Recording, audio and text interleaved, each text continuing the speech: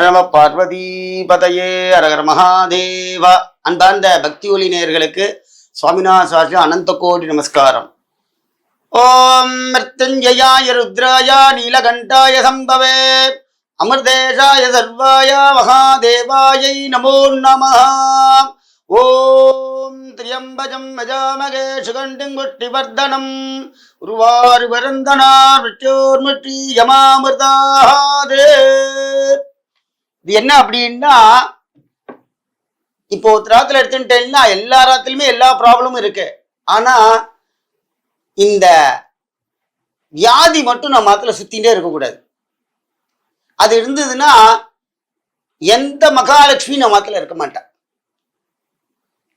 ஆத்துக்காருக்கு ஆம்படியாளுக்கும் விட்டு விட்டு ஒரே உடம்பு சரியில்லை. குழந்தைகள் இப்படி பார்த்தீங்கன்னா மாசம் டெய்லி டாக்டர்கிட்ட 10 நாளைக்கு ஒரு வாட்டி டாக்டரே நம்ம மாத்துல இருக்க பேர் எல்லாரையும் கரெக்டா சொல்லி என்னென்ன வியாதி வாழ்க்கை வருதுன்னு கரெக்டா சொல்லிடுவார். ஏன் வருது? இதுக்கு நிவர்த்தி பண்ண ஏதான பரிகாரம் இருக்காமாமா? எங்க ஆத்துல வியாதி வரக்கூடாது, நாங்க வியாதி இல்லாம நல்லபடியா இருக்கணும்.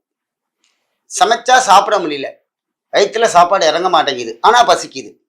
இதுக்கு என்ன ஏதாவது துர்தேவதைகளுடைய நடமாட்டமா நம்ம ஆத்துல, இல்ல திருஷ்டியா, இல்ல சாபமா, எதனால இதே மாதிரி எங்க ஆத்துல நடக்குது அப்படின்னா, இந்த வியாதி அப்படின்னு நீங்க பார்த்தாலே ஜாதகமும் ஒண்ணு பேசும். ஜாதகத்துல ரோக நிவாரண ஸ்தானம் ஒண்ணு உண்டு. அது எல்லாருக்குமே மத்தியமமாக இருந்தால் ஆத்துல எல்லாருக்கும் வியாதிப்படுத்தும். அதே போல பார்த்தீங்கன்னா ஆத்துல 3 பேருக்கு உடம்பு சரியாம இருக்கும், 2 பேர் நல்லா இருந்துட்டே இருப்பா ஆக்டிவா. அவ சொல்லுவா, எங்களுக்கெல்லாம் தலையில உடம்பு வருது, வியாதி வருது, எல்லாம் வருது, உனக்கு ஒரு ஜுரம் வரமாட்டேங்குதேன்பா. சுவாமியோட அனுகிரகம் முதல் விஷயம். நீங்க யார் இந்த கலியுகத்துல நீங்க என்னதான் நீங்க நாஸ்திகனாக பேசினாலும் தெய்வம் ஒன்றே அப்படிங்கிற ஒரு கொள்கை ஒண்ணு உண்டு. அதே போல இந்த வியாதி எப்படி நிவர்த்தி பண்றது, இதுக்கு என்ன பரிகாரம் அப்படிங்கிற ஒரு பெரிய விஷயத்த இப்ப நம்ம இது மூலியமா டாக்டர் செலவை கம்மி பண்ணணும். ஆத்துல இருந்து மருத்துவ செலவை கம்மி பண்ணணும். பாவம் சார், சம்பாதிக்கிறது 15,000 ரூபாய் 20,000 ரூபாய், டாக்டருக்கு மருந்துக்கு எல்லாம் கொடுத்து 15,000 ரூபாய் வந்துடும். நீங்க டெய்லி 2 நாளைக்கு ஒரு வாட்டி டாக்டர்கிட்ட போனீங்கன்னா டாக்டருக்கே பயம் வந்துடுது. உங்கள்கிட்ட 1000 ரூபாய் வாங்கியிருந்தவர் 800 ரூபாய் வாங்கி 500 ரூபாய் வாங்கி 300 ரூபாய் வாங்கி அவருக்கே வாங்க வேண்டாங்கிற எண்ணம் வர அளவுக்கு நீங்க டெய்லி போறேன்னா அப்படிப்பட்ட வியாதி என்ன? மருத்துவர்களுக்கும் ஒரு நல்ல ஒரு குணம் இருக்கும் இல்லையா? என்ன வார்த்தையில டெய்லி வந்துட்டு இருக்காளே என்ன அப்படின்னு நமக்கு தெரியும். அவளை மீறி ஒரு செயல் நடக்கு. இதெல்லாம் கம்மி பண்ணணும். என்ன பண்றது அப்படின்னா 2 மந்திரம் இருக்கு. அந்த 2 மந்திரத்தை உச்சாடனம் பண்ணி சொல்லணும். சாமி, எனக்கு மந்திரம்லாம் வராது, நான் என்ன சொல்றது அப்படின்னா சின்ன மந்திரத்தை உங்களுக்கு நான் சொல்றேன். முதல்ல ஓம் நமோ நாராயணாய, ஓம் நமோ பகவதே வாசுதேவாய, தன்வந்திரனே அமிர்தகலதகஸ்தாய, சர்வாபண விநாசனாய, திரிலோக்யநாதாய, ஸ்ரீ மகாவிஷ்ணவே நமோ நமஹ. இது எதுக்காக அப்படின்னா சரீரத்தை உடம்புகள் வியாதிகள் இல்லாமல் நிவர்த்தி பண்ணக்கூடிய விஷயம். அடுத்த மந்திரம், சுவாமி எனக்கு இவ்வளவு பெரிய மந்திரம் சொல்ல தெரியாது, நான் எப்படி சொல்றது?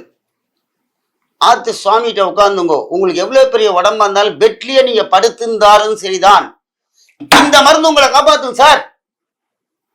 என்ன மருந்து தெரியுமா? டாக்டர்லாம் நீங்க போவேண்ணா. சார், எங்க ஆத்துல டாக்டர் செலவு பண்ணி 1 லட்சம் 2 லட்சம் கடனே வாங்கிட்டேன் சார், இனிமே என்னால முடியல சார், எங்க அப்பாக்கெல்லாம் உடம்பு மருந்து செலவு பண்ண முடியலன்னு குழந்தை வருத்தப்படுவான்.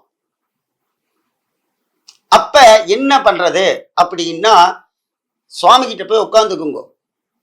இல்ல நீங்க உடம்பு சரியாதவாறு இதை சொல்லலாம். நாக்கு சொல்லும், நாக்கும் பேச முடியல, சொல்லவும் இல்லை அப்படின்னா மனசு சொல்லும். மனபக்தி ஒண்ணு இருக்கு பார்த்தீங்களா, உள்ள ஆத்ம பக்தி, அது பேசும். அது என்ன மந்திரம் அப்படின்னா, இவ்வளவு பெரிய தன்வந்திரி மந்திரத்தை நீங்க சொல்ல முடியலன்னா ஒரே ஷார்ட்டான மந்திரம், கண்ணை மூடிண்டு ஓம் நமோ நாராயணாய. ஓம் நமோ நாராயணாய. ஓம் நமோ ஓம் நமோ ஓம் நமோ நாராயணாய. இந்த மந்திரத்தை சொல்லணும். இந்த மந்திரத்துடைய மகா சக்தி என்ன சார்? எங்க காலத்துல வியாதி எல்லாம் நிவர்த்தி ஆயிடுமா? கண்டிப்பாக ஆகும்.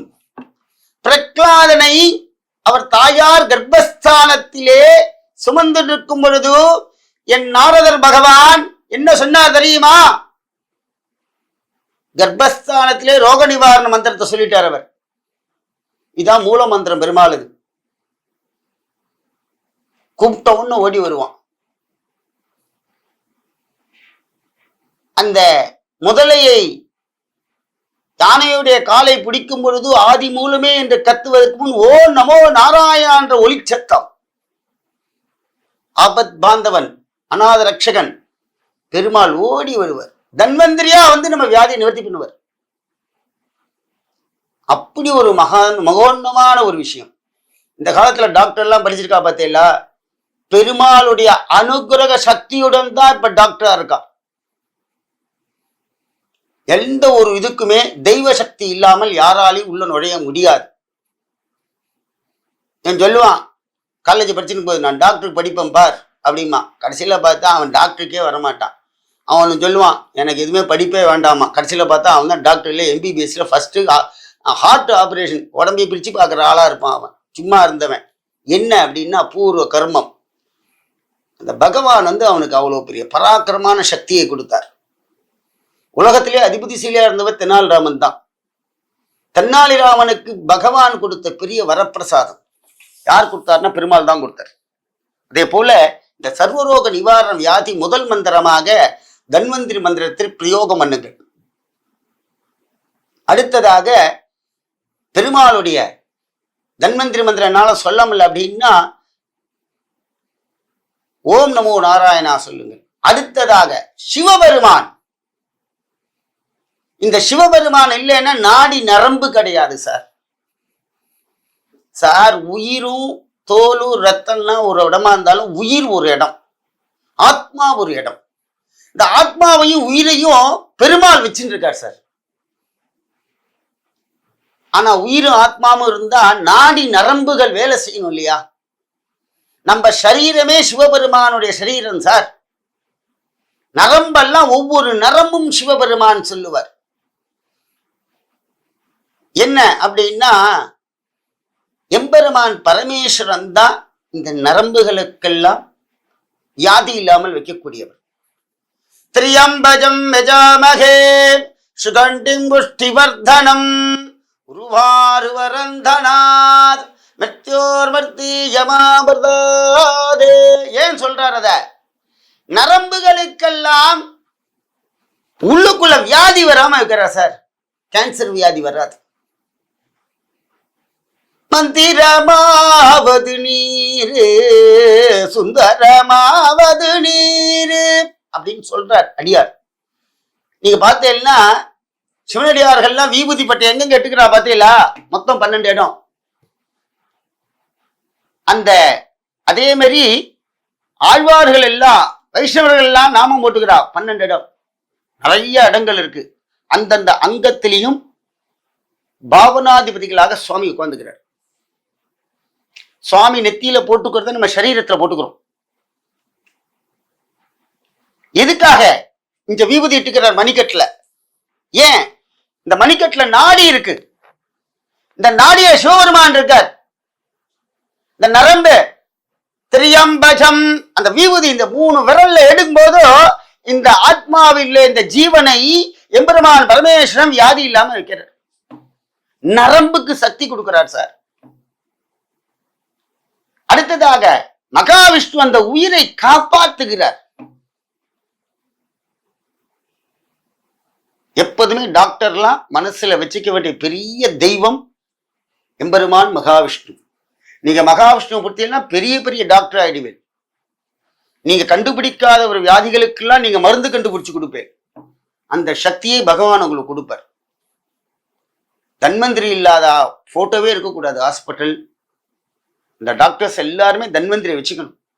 அவர்தான் குருவுக்கும் குரு அவர். ஏன் அப்படின்னா அந்த சிவபெருமான் அந்த ஒவ்வொரு விபூதி பட்ட இடத்துல எல்லாம் அந்த மணிக்கட்டு முட்டி நாபிகள் எல்லாம் கட்டு கடைசி சிரசு எல்லா இடத்திலையுமே விபூதியை அணிகிறார்கள். வைஷ்ணவர்கள் திருநாமத்தை போட்டுக் கொள்கிறார்கள். ஏன்? ஜீவன் இருக்கு சார் அதுக்கு. நீங்க நெத்தியில விபூதி எட்டுன்னு குங்குமத்தை வச்சு நல்லா பளிச்சுன்னு போங்க. உங்களை பார்த்தோன்னு ஓம் நம சிவாயான்னு சொல்லுவான். ஒண்ணுமே இல்லாம பாஷாண்டியா போங்க. இதுவே காலங்காத்தால ஒன்றும் இல்லாம எதிர்த்தாப்புல வந்து நிற்கிது, நம்ம போற காரியங்களோட உருப்பிடுமா அப்படின்னு கேட்பா பாஷாண்டியா போனா. அதனால்தான் வெளியில கிளம்பும் போது சகுனம் பார்க்கிறார்கள். ஏன்? தெய்வ சக்தி வேண்டும். இந்த காலத்துல ஒன்றும் கிடையாது.